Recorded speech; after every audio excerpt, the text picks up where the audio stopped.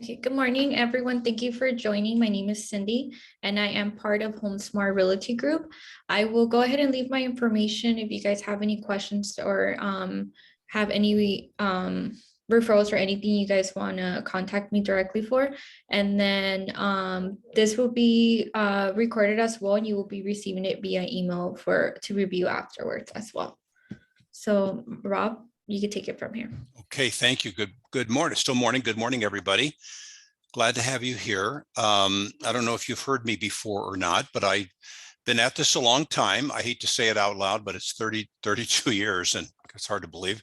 And I just turned 35, so it's really hard to do the math on that. But anyway, I talk about just one topic, and that's disclosure. And that's the most important topic when it comes to avoiding litigation. So let's get going here. Here's the big figure. In California, no other state has the problem we do. We're unique and not in a good way. About 90% of lawsuits against residential agents here in California are about what we would just generically call red flag disclosure issues. The condition of the home where the buyers move in and they think they were not properly informed of its condition. Maybe there's something wrong. I like to say the house can be an absolute disaster and there's no litigation to come as long as the buyers clearly know in advance, in writing, this place is an absolute disaster. It's just a matter of letting them know. So I mentioned to Cindy, I will email out to her, I think it's 4, 5, or 6 pages of seminar notes and that you may want to hang on to and refer to occasionally, so they'll be out later. A lot of you know who Gov Hutchison is. He is the Pope of this topic, so to speak. He's with CAR, and he's really considered the ultimate authority when it comes to disclosure. And I have the privilege of sharing the platform with him, the stage with him, occasionally, at least when there's not a pandemic. We usually do it up in the Sacramento area. And then here's my big whopping disclaimer. While what I talk about applies to almost every company in California, and I know that because I've been doing it so long, there are some companies differ on a couple of disclosure things. So if I say anything that's different than what you're told there by management, go with management, not with me. I don't think that'll happen, but anyway. And if for those of you that are in the meeting, and I, of course, the only ones hearing me, is if you're not muted, I think you are, but if you're not, please mute yourself, and that'll cut down on the background noise that I'll get. Okay, visual, and by the way, there'll be an opportunity to ask questions, and the best way to do that is in the chat area. You'll see my name and my contact information if you want to, and I'll make an offer now, and there's no charge at all. I do this every day. You can email me a disclosure question and I'll endeavor to answer it. You can call me anytime you want. I'll try to answer it, and I do that every day and 7 days a week usually, and there's no charge at all. So, and I will not be selling you anything. So I get sponsored by service providers. So on the visual inspection, I'm going to assume everybody here uses the AVID. It's not a statutory form. Some agents, some companies don't use it, but not very many. Statewide, almost everybody does. But we get our marching orders on how to fill it out on the transfer disclosure statement, or the TDS, or the tedious form, if you want to call it that. And it says that we do a visual inspection. So a question that might be asked is, does that mean that the only things that you're going to write down on the AVID are things that you can actually look at, that you can see? Because it does say visual, but the answer is no. Even though that expression hasn't changed, the TDS came out in 1986, so it's been out a long time. What has changed is the court interpretation of that expression. And statewide, it pretty much just means sensory perception. However you notice something, whether you see it or not. I'll give you some examples of non-visual observations you make that you may want to actually disclose. So let me give you 2 examples real quick here. First would be you're at a 2-story home, you're doing your visual inspection, got the AVID, and you're walking the upstairs, bedrooms, hallway, whatever. And as you traverse the hallway upstairs, you get the impression a couple of times that it seems to be a little bit off kilter, a little bit uneven, not a lot.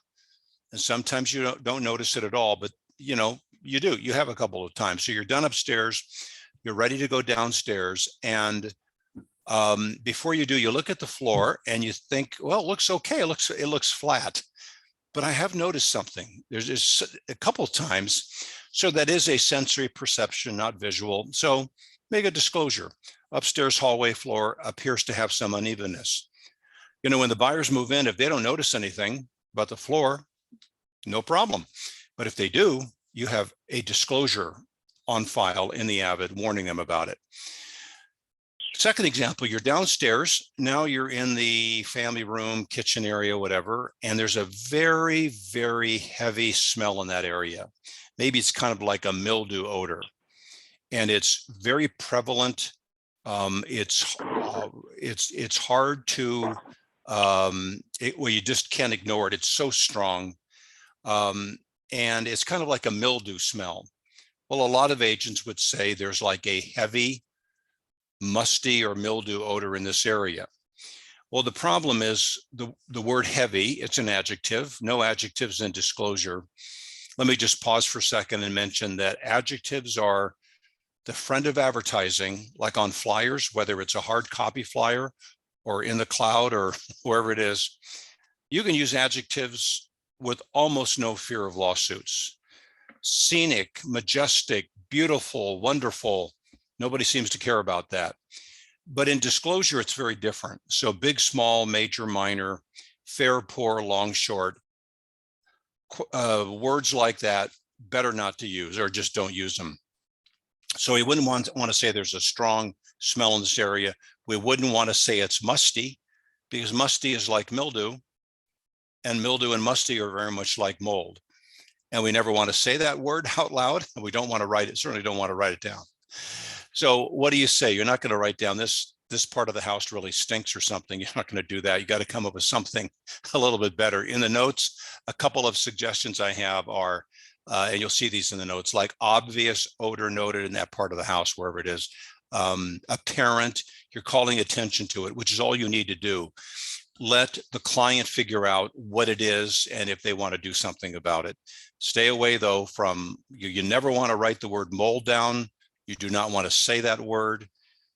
Musty and mildew are very similar. You don't want to ever use those words. It's a really, really litigious part of the visual or physical inspection. So any sensory perception, doesn't make any difference which one. So defects, red flags, that's all. Let me just do a definition for you, since those are the only two things that we write down on the AVID form.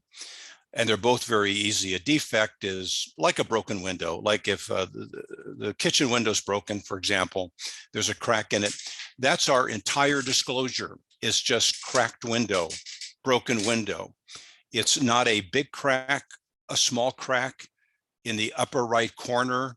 It's not from the baseball or the Frisbee or the rock. We want to keep it really simple. Just cracked window and we're done. Now, I'll give you other examples as we go along. The red flag category, that's where, like, look at the picture you see on the screen. Let's say that stain was bigger. A lot of agents would probably write down something like, there's a large water stain, you know, in the living room ceiling or something. Well, we got too much there. We got the word large. They can have you on the stand in court for 3 hours and never get off of the word large. Don't use it and they can't do it to you. That's an adjective. And then stains can occur from a lot of things other than water. It could be from rodents. It could be they have white wine stored up in the attic. You know, I don't know. I don't need to know. I don't care to know. And if I did know somehow, I still wouldn't write it down. It's got nothing to do with the Avid language.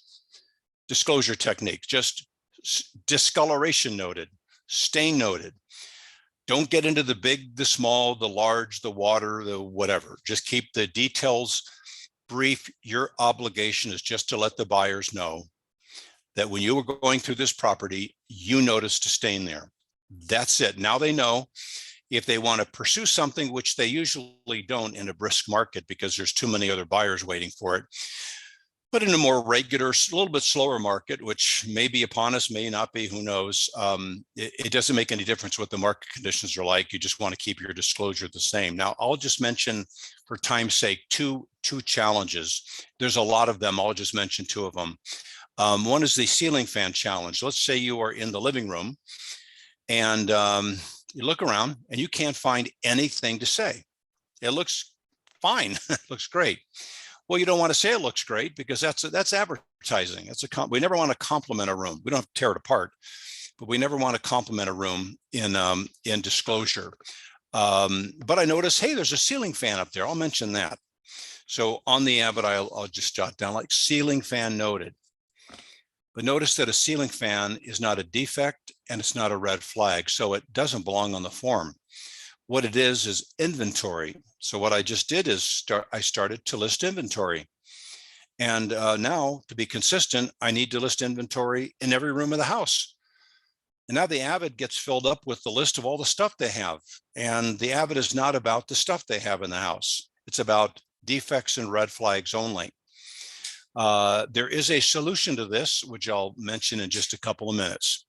What do you do when you can't find anything to say at all? And that's not a bad thing. Usually when there's a lawsuit brewing, it's because there's all kinds of things wrong. So when you adequately look around, that's the big point, adequately look around, and you can't find anything to say, that's actually kind of a happy problem to have, so to speak.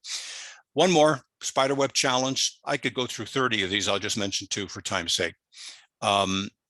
There's no ceiling fan to distract you, which again is just inventory. It's not a red flag. So some agents lower the bar to find something to say. They may not say there's a spider web in the corner, although I have seen that before, but they might say there's a scuff mark at the baseboard by the door, or hey, the carpet over there is a little bit dirty. These are not material issues. They're not worthy of disclosure. They lower the bar so far down that now we have to mention so many things in the home that are just really housekeeping related that the Avid gets filled up and we have to go to addendums. So what do you do when you cannot find anything to say about a room, which again is a good thing? The best expression I have ever found in the 3 decades I've talked about this is simply nothing noted, meaning there is a living room. Not all homes have them. This one does. I did go there. I did look around. I just didn't see anything worthy of disclosure. It's kind of a good news thing. It's I haven't found anything, and I did look around. The only complaint I have ever heard over this expression is when the house is in such ideal condition that I've got nothing noted, nothing noted, nothing noted, nothing noted. It just kind of looks like I never showed up. There's a really, really easy solution to that, and I will go through that in a second here. So just defects and red flags, that's all. By the way, I want to give she's not here, but a brief shout out to Old Republic Home Protection, my sponsor for today. And many of you know Christy. I think you have other reps call in your office. There's Christy and her phone number, and she's a great resource for home warranty information. Old Republic's a great company. Okay, let's keep on going. Now, what about the nothing noted issue? Over and over and over again, here's a way to solve that. Now, it is the right thing to say. It may not be the only thing to say, but it is a correct thing to say when you, or write down when you can't find anything to say about the room. But here's how to find something wrong that nobody will care about. Not all homes here in Southern California, but the vast majority of them have what you see on the left there, like stucco siding. You never want to call it stucco siding. It's better to say exterior siding if you're going to mention it. And then on the right, concrete or cement everywhere, walkways, driveways, patios around the pool. As we all probably know, living here in Southern California, you cannot find these surfaces that are crack free. There's always cracks in them somewhere. Now, a lot of people looking maybe at the left side, the exterior siding, if you kind of look closely, you see a couple of cracks in there. We'll refer to those as normal settling cracks. Notice the two big mistakes. Normal, there's no need to say that. That's a day and a half in court. Never getting off the word normal. Don't write it down. They can't take that day and a half. And settling is a geological term that is way outside of our standard of care. There are plenty of hired gun expert witness geologists and structural engineers that will fight you all day long as to whether that's a settling crack. So the answer is never mention the term. It's outside of our standard of care. So a great expression would be, if you find them, and you usually do, there's some cracks noted at the exterior siding and backyard patio, if that's what you found. You're not saying they're from settling or they're from the structure, because that's not our job to call out. And some is a great disclosure word, because if you say, like, there are 2 stains on the wall, and the buyers come in and say, oh, I see the 2 you caught, but there's another 1 or 2 over there. Now they got an argument with you. But if you say some, or write that down, that just means more than 1, and it's a good generic term to keep in mind. So all this will be in the notes. And then if you're looking for a place to write it down, if you don't see somewhere else on the Avid, if you on my high-tech arrow here, if you look down, other observed or known conditions not specified above is a great place to write anything down where you don't have anywhere else to write it down. So some cracks, ideal wording. Here's how to take a rough draft disclosure, and in just that you really don't want to put on the Avid too long, you're not sure if the wording's right. Here's how to take a rough draft disclosure and in just like 30 seconds turn it into an ideal disclosure that you can go ahead in ink or on your laptop, however you're doing it, put it into the Avid. So let's go through this. It's real simple. It's free of cost. You don't have to download anything. I'll use myself as an example. I'm doing the Avid at a property. Let's say I have the buyers, could be either side. But let's say it's the buyers and the sellers are on their way home. I kind of want to get out of there before they return. I'm done upstairs. Now I'm downstairs. I'm going room to room. And I see, I'm in the kitchen. That's my last stop. And I notice a couple of stains like this on the wall. Now, just looking at these, I think, well, I mean, if I have nobody with me, I'm not talking to anybody, I might think, kind of looks like mold. Maybe there's a terrible mold infestation behind here. And when the buyers move in, it's going to be discovered, and they're going to have to remove that side of the house or something. It can get it really expensive. And they've got the guys with they look like astronauts. The moon suits come out and they do all this stuff to protect themselves. Well, here is a way to disclose it really fast. Now, if you want to do it the old-fashioned way, you might use a piece of paper and a pen or pencil. If you want, you can do it on your phone, you can do it on your laptop, whatever. So I'm going to go with just the old scratch pad thing. I've set the Avid aside. I don't have the Avid right there with me. I just have a scratch pad. And then I write down there, not on the Avid, whatever comes to mind. For me, this looks like there's 2 small black mold stains. Not on the Avid, but I write it down on this little notepad. I leave the property later on in the day. I'm in my office, my car office, my home office, whatever. And I take that piece of paper out and I begin to cross out the words that don't really have to be there. I don't have to say 2 or black, small or black. I definitely don't want to write down mold. All I have left over is stains noted. Then I get out the actual Avid and I write that down. Took me what 30 seconds. I'm done with that part of it. And it's really, truly an ideal disclosure. So that's a little trick of the trade. Again, I'll have that in the notes. Rough draft disclosure to a final. And I'm going to look at the chat room, see if there's any questions. No. And again, my contact information is there. Let's see here. Let me just back up or go forward. Here's some really good advice. Make sure that you never complete the Avid at the same time as the home inspection is being done. It's a mistake that is often made. It's a very liability-wise, dangerous mistake to make. And I'll explain why. First of all, home inspectors have a much more rigorous, a much more a higher level standard of care, much more liability than we have. They get, believe it or not, sued more than we do. By the way, if I don't mention this later, keep in mind that home inspectors in California are not licensed.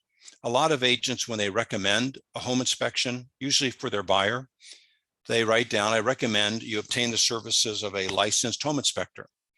There are no licensed home inspectors in our state. 32 states license them. We're not one of them.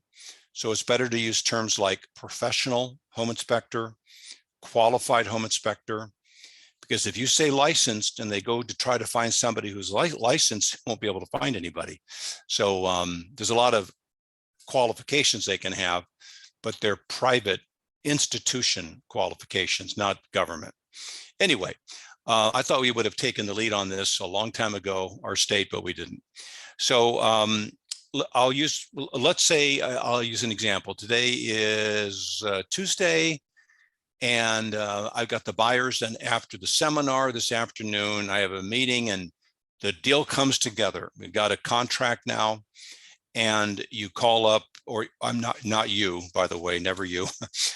Your buyers call up a home inspection company, and let's say they could get out there, tomorrow, but let's just, for my example, they can get out there Saturday, or that's a convenient day. So I never want to say, well, I've got to go out there Saturday. I want to be there with my buyers. I'm going to sit it out. You never want to follow the guy around, but I'll get some work done. So I'll do my Avid then. And that's a really bad mistake, because now I'm doing the Avid at the same time the home inspector's there, which is a high liability thing to do. I want to get out there before he, sometimes she does. The way to prove it is the date on my Avid form is an earlier date than the date of the home inspection report. So let's say I'm out there tomorrow or Wednesday or Thursday, whatever. So let's say this is the master bedroom. Well, I'm not going to move the bed out of the way. I don't do that. Real estate agents don't move things out of the way. If it was a tile floor and there was a throw rug, I don't look under it. And there's no way I'm going to move that flower painting off the wall or look behind it. It's outside of my standard of care. But let's say I did, and I saw something behind that painting like this. Big red flag. Looks, I wouldn't say it out loud, but it looks like a mold infestation. I wouldn't be surprised if it gets into tens of thousands of dollars or more of a remedy. And these guys that do this have to wear, again, these like moon suits, and it's a big deal. But I don't see it. I have no liability, because as a real estate licensee, I do not move things out of the way.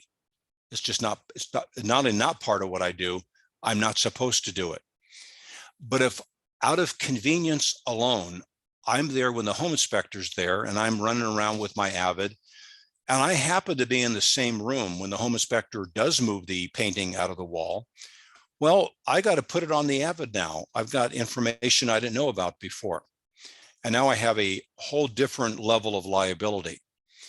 Now, let's say I didn't see the home inspector move that.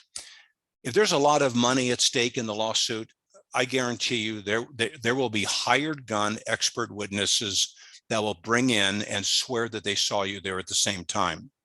But they cannot do that if the date of your Avid is an earlier date than the date of the home inspection report. It's a surefire way to prove that you did it before.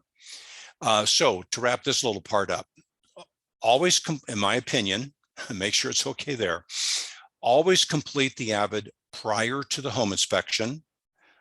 And in we've had a really brisk market. It still is a hot market. If and when, and it usually does slow down a bit, and there are sellers that are actually trying to find a buyer rather than having 10 of them line up, and they're wanting to negotiate repairs with the buyer. So the buyers ask for 5 things to be fixed, and the sellers say, I'll do 3 of them. Still do not delay your Avid. Even when there are pending repairs, do not delay anything. That's a very important thing I'll try to get into later. You want to get your Avid done before the home inspector. And if there are pending repairs, usually when the repairs are eventually done, they do not change the content of the Avid. If it's something profound that they've done, that they've agreed to pay for, the sellers, you can address it in an addendum, but get your Avid done as soon as you can. And then, by the way, when the home inspection is scheduled and you have the buyers, if there is any way humanly possible for them to actually be there, it dramatically lowers the potential of litigation. Number one source of litigation in real estate is this topic: buyers coming against everybody for something that they didn't expect or say they didn't expect. The buyers that do that, about 9 out of 10 of them never attended the home inspection. So just getting your buyers there while you sit it out and get some work done is a great risk management technique. So there's that. Oh, let me quickly check. I'm going to talk very brief questions, Bob. Yeah, okay, I'll take a look at them. Let's see. Let me see here. I'll back up.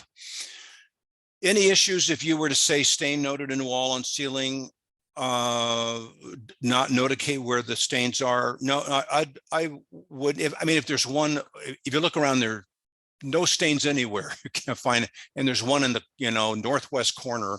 That's okay. But if there more than one, I wouldn't call out where they are. But if there's just one pronounced one, and you've really looked and there's nothing else going on, it's no problem in mentioning where the stain is.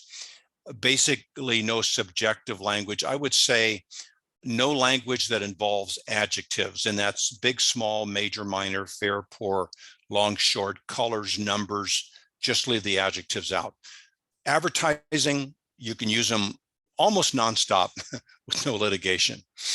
Wonderful backyard for the kids and all that sort of thing, and it's got nothing to do with disclosure. So it's best to complete our Avid before the home. Yeah, it's an extremely good idea to absolutely make sure your Avid is done and dated a day or days before the home inspection. The way to prove that you weren't following the guy around and copying what he did or being influenced by what he did is that the document that you use has a different date on it. So that's a good way to prove it. What happens if we can't get to the property before the inspection is scheduled? Well, shouldn't happen very often. Hopefully it won't happen, but if it's scheduled for Friday at 3 o'clock, get there at 10 o'clock on Friday. And then so you'd have the same date, but you'd put time of entry, 10 a.m., time of departure, 11 a.m., if you can do that.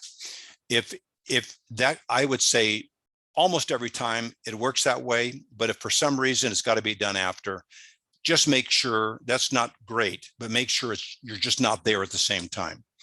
And earlier, did you say not to say mildew in shower? No, I wouldn't say mildew, because mildew is a form of like mold, or it's close to mold. And now we're actually making a diagnosis of what it is. I might say discoloration noted in shower, because that would cover mildew, but would not associate it in the mold family, which is really litigious. Can we use east, west, north, and south? Yeah, perfectly fine, as long as they're really clear. If the house, the front door, you go north and then out the back is south, I don't see a problem, as long as, some people do it. Let's say the house is near Interstate 5, just to pick a freeway.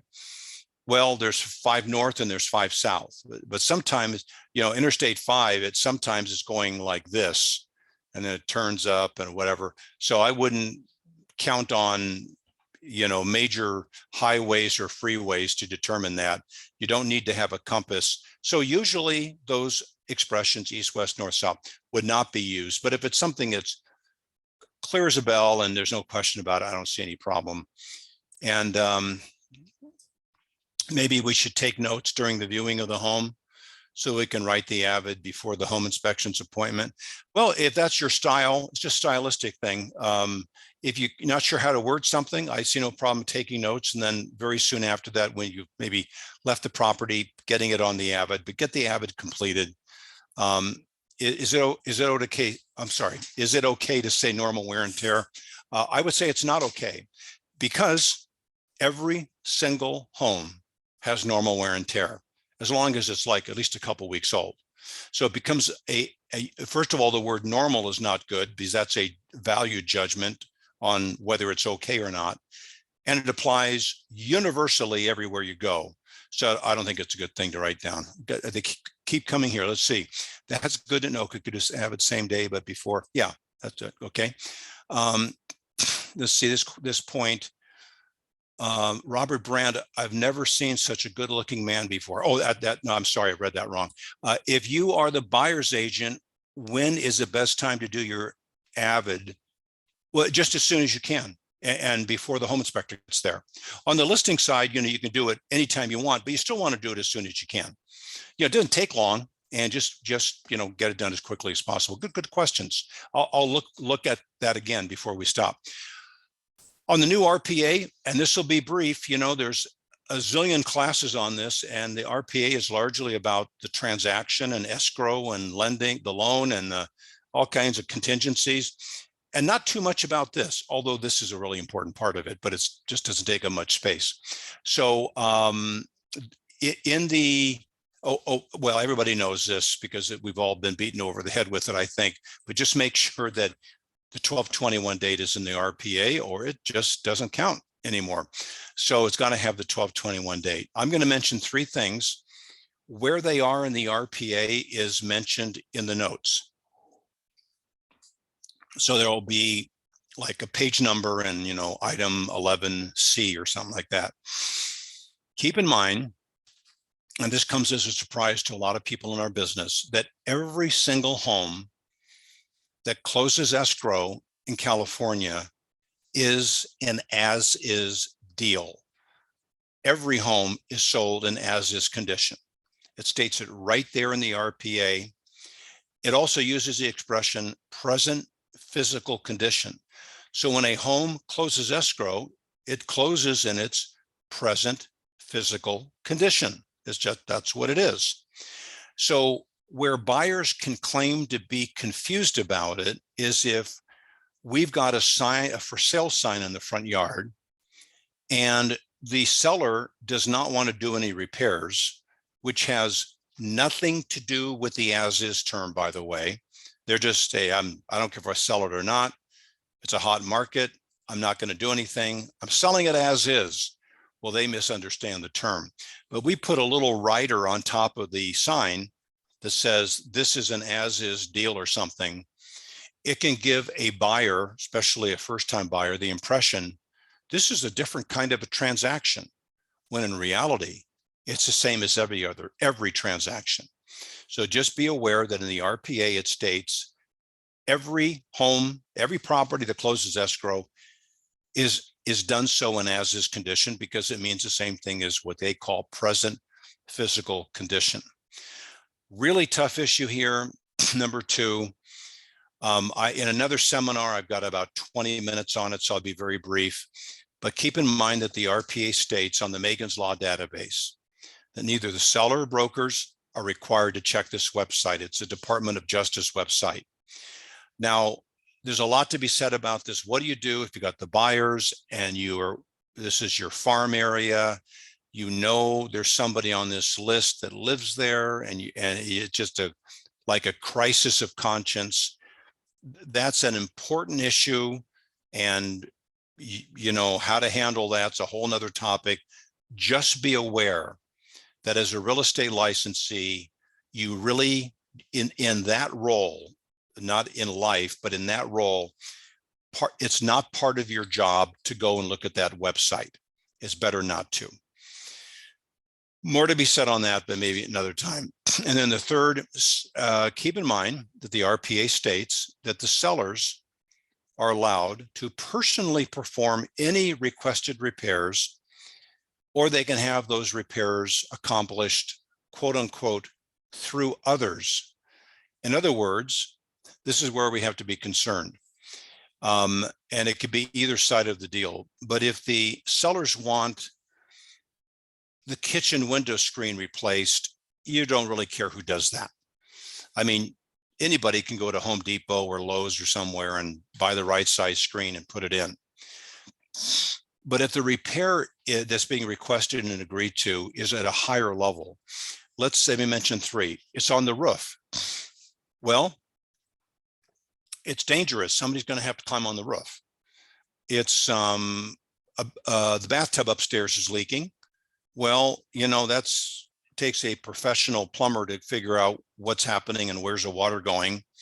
And maybe the best example is there's an electrical issue, and whoever does the repair is going to have to go into the electrical panel. Well, according to the RPA, anybody can do it. You can have the 14-year-old kid next door do it. And there's a lot of problems with that, including liability. So if you are representing the buyers and they want a more sophisticated repair, a higher skill level repair, and it's been agreed to, you need to specify or should specify who your client wants to have do that. And if it's like a licensed roofing contractor, plumbing contractor, electrical contractor, if it's that kind of a repair, it's very important to put that in writing. If it's not, the seller can have anybody they want do it, even if that person's not qualified. So a few things in the RPA, and I think everybody knows this too, but I'll just mention it. The current transfer disclosure statement was also revised in 12/21. So make sure it's got that check mark there on the bottom, the 12/21 date. And I think I may have a couple more questions. Robert, do you mean that whenever seller agrees to repairs, we need to state okay, I'll rephrase it, but it's the same thing. It's very well worded. A repair has been requested. Do we have to mention this? Anybody can do a thing.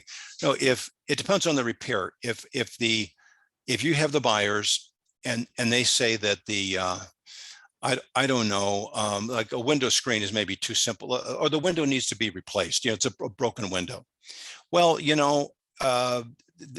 that can be done fairly easily with places like Home Depot and whatever. Certainly a company that specializes in windows. I'm talking more about something that would be dangerous, like going on the roof, and or handling something of an electrical nature, or something can be very complex when it comes to a plumbing leak. So I don't think it should be mentioned with every request, just the ones that fall into the category of more of an exposure to danger. Really just excellent questions, by the way. All right, where are we? Let me, let me stick with this one. This is really short. This is good. Just an example of how we may see something that another service provider sees, but we'll describe it differently. So let's say you got a windowsill here and it looks kind of bad, kind of flaked out. When the termite person sees that, they are probably going to disclose there is dry rot at the windowsill. Now, we never want to use that term because dry rot is a wood destroying organism, and we are not licensed to call out wood destroying organisms. So when we see it, we might say probably something like there's damage noted to the windowsill. So make sure if you somehow get a glance at what the termite guy said, that you don't repeat what he wrote down because it's outside of our standard of care. We can say damage, disrepair noted, even though we're talking about exactly the same thing. Their job is to find evidence of wood destroying organisms. That is not our job.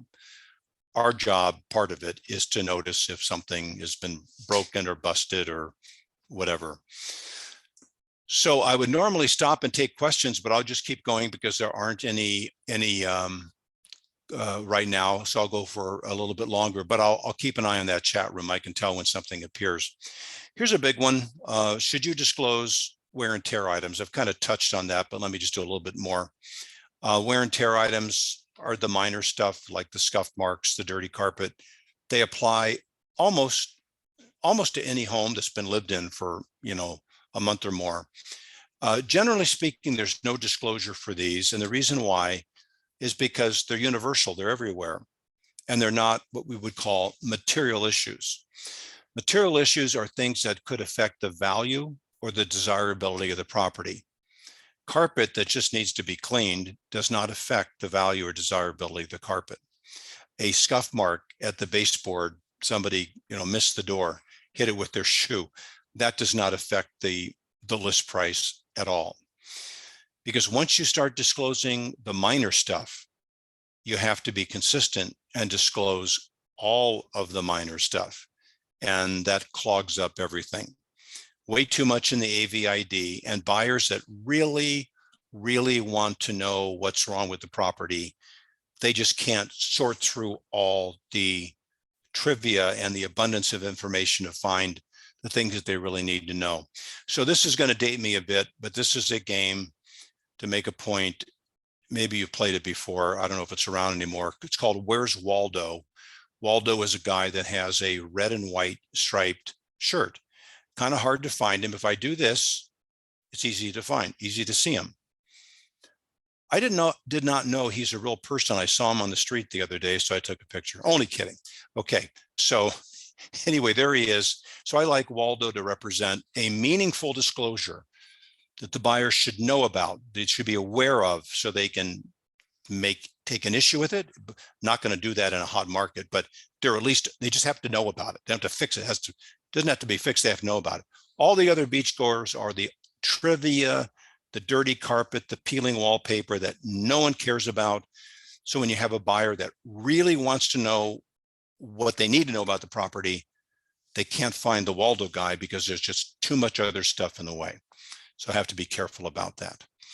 Let me scan a couple of things. Well, this is good. I don't think I covered this yet. Stating the obvious. Here's a question. Let's see. Would you please stop talking? No, that's not what they said.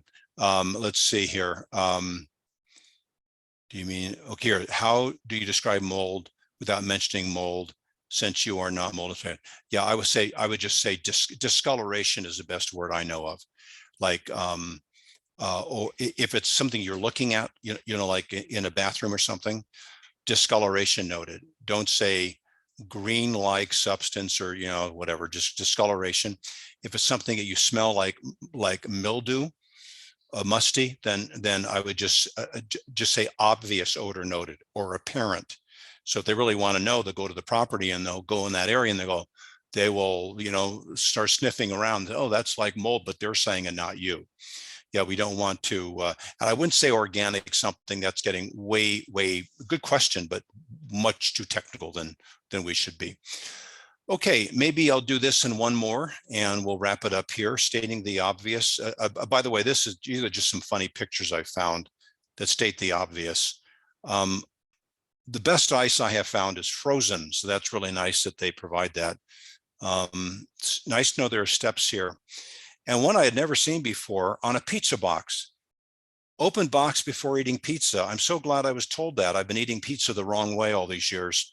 I have to actually open the box up. Okay, so let's apply it to the real world. Now this picture, I took this picture in, well, this is all over like the South Bay, like say south of LAX, like Torrance and Palos Verdes and Redondo, Manhattan Beach, Hawthorne.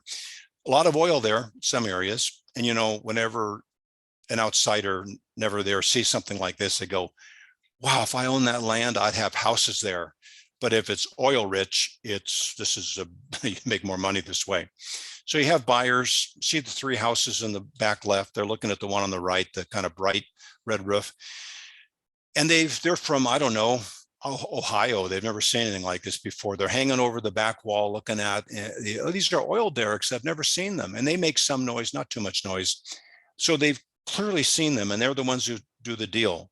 You still have to let them know that there are oil derricks behind the house. So never rely on the fact that they've seen something, because they will disagree if they saw it or did they see the same thing. So a disclosure that there are oil derricks behind the house, just something generic. You don't have to say they're loud. You don't have to say they run 24 hours. whatever happens to you or when you live near something like this is taken care of in that disclosure. There are oil derricks behind the property. So obviously these people didn't care, and they're very common there. Let me quickly look at this question here. Oh, it was just a thank you. Okay. A couple other, somebody's buying a home and there's a school across the street. So part of their life is going to be, if it's an elementary school, at least bells ringing for the classes changing, bands, dances, ball games, then morning gridlock for dropping the kids off, afternoon gridlock, picking the kids up. Now, maybe that school is not that obvious. These are buyers that have never lived in Southern California before, and the school is around the corner or half a block away. They don't even know it's there, especially when they're making quick decisions. And then they move in, and it's like, gee, this is a lot of noise. It's a problem. So do not count on it being right in visual sight, but whether it's visually clear or around the corner, you are expected to know the neighborhood. And it would just be a simple disclosure like there is let's say it's a high school. There's a high school near the property. I'm often asked, what does near mean? And there is no answer for that because there's no measurement. There's no number of feet or yards. It's whatever you think would affect their quality of life, good or bad. Now, some people wouldn't care. Here's a great example. There was a lawsuit involving in Orange County of a church that the buyers did not know was in the neighborhood, but it was like a block away, but behind the house. And every hour they ring these chimes or something. And at 12 noon, they have, Battle Hymn of the Republic or something for an hour. But it really bothered the buyers. Now, some people would love it. Some people, you'd never know. Just there's a church near the property. The most frequent question I'm asked is, well, what's near? There's no answer to that. There is no number of feet or yards. It's, in your opinion, as a real estate professional, if you were buying that home, would you want to know that place, that thing, that building, that business was nearby? This one's obvious. Sometimes they're not. I said I'd take one more, but here's one more. If you have neighbors that are noisy, doing drugs, and are disruptive, how would you describe them without using adjectives? That's a really good question. It's kind of a big question because you've got the noise thing. And by the way, if you're representing the buyers, you often won't know this because you're not getting input from the sellers that say, we're bothered by the noise or whatever. In the RPA, the transfer disclosure statement, there's a place where sellers have to fill out these questions. Are there any neighborhood nuisances? And so if you have the sellers, that's a place to direct them. And I actually have a whole section on that section of the document where they should be listing these things. I've got some things in the notes. This will be, with the time, I can't really get into it, but because they're each different. If they're noisy, and that's subjective, some people wouldn't care. Let's say it's music. The buyers may love the music and other people hate it. The drugs, doing drugs, are they legally smoking marijuana or using marijuana? And it is legal depending on how much, and do you know how much, and do you need to know? And disruptive. So there's lots of different things going on there. My notes will cover some of it, and whatever I don't cover, you can invite me back and I can go into do 15 minutes on it. Let me just finish up this. Obviously a freeway, can't get much closer to a freeway. The on-ramp is right there. Now, here's a very important point. A disclosure here, the best disclosure in my opinion would be there's a freeway near the house. Because if you list things, it's noisy. Well, it's also, if you're really close, there's like a vibration, like something's on the mantle and it's shaking. Oh, wait a minute. They may be bothered by gasoline fumes, or maybe diesel fumes, or runaway tires off of an 18-wheeler that are like a missile. You will never, ever, ever run out of things to say because there's just too many of them. So just saying or disclosing there is a freeway near the house means whatever however your life will be affected by a freeway near your house is going to be part of your life. A good example, I did a seminar 2 weeks ago, I think, for Big Bear, Lake Arrowhead up there, forested areas. And an agent said, asked me, I've got a client moving from Chicago. They have never lived in a place like this. It's their last move, older couple. And they're going to be living in a wooded area up the mountain. And there are these trails, and they have a small dog. And I was saying, oh, you can take the dog on these trails. That's just a big selling feature. They're going to, love that. But we have coyotes here. They've never seen a coyote. So I'm going to let them know we have coyotes and be careful. They can come after a small animal. So, okay, are you going to mention rattlesnakes? How about black widow spiders, scorpions, poison oak, poison? Where do you stop? You never stop. The list never ends. So you got to be careful about naming things because you're going to leave something out. I actually, when it comes, I don't really get into the animal kingdom usually, but if there's a problem with coyotes, which is very common in Southern California, there can be birds of prey. If a small animal like a cat or a dog, and if it's a hawk during the day or an owl at night, they can come and pick them up.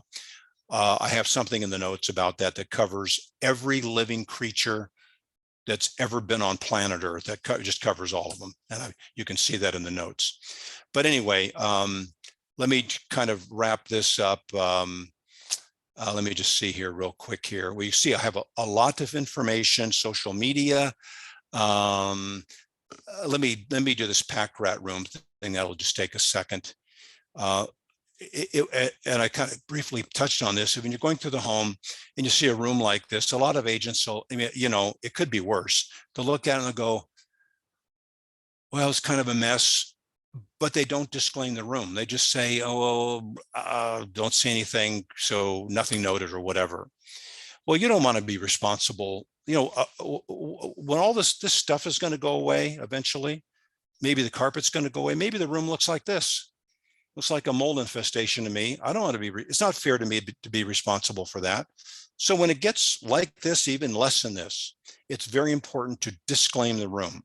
Now, you don't have to have this wording, extensive personal belongings and all that. You can come up with something else. Maybe you got another phrase to use. It's just important to disclaim it, because if you do not, it can make a big difference. A big story here, same room, same house. It's in Irvine. High-end part of Irvine, maybe all Irvine's high-end, where when the agent was there, the buyer's agent, it looked like it did on the left. When the buyers move in, it was cleaned up. It looked like it did on the right. I've never noticed that girl laying on the couch on the right. I'm not sure if she came with the house. I don't know. Anyway, that's the maid. That's the housekeeper just taking a break. So the buyers moved in and they said, hey, the floor in the family room is a little bit off, a little bit slanted. Called their agent up. I know the agent. He said, I walked in. He said, I could tell there's something wrong with the floor. He said, how did I miss that? Well, active real estate agent. He's seen 300 houses since he was there. When he was there, the room looked like that it did on the left. And he had written in, he disclaimed it, unable to inspect the family room, that kind of thing. Was never called back. Big lawsuit, never named in the lawsuit at all because he had properly disclaimed the room. So let me skip through everything else. And just again, thanks to Christy at Old Republic and a couple of the other reps that sponsored me. And Cindy, thank you for the invite. And I will get the notes off to you right away. And if you happen to get a good response, you can invite me back.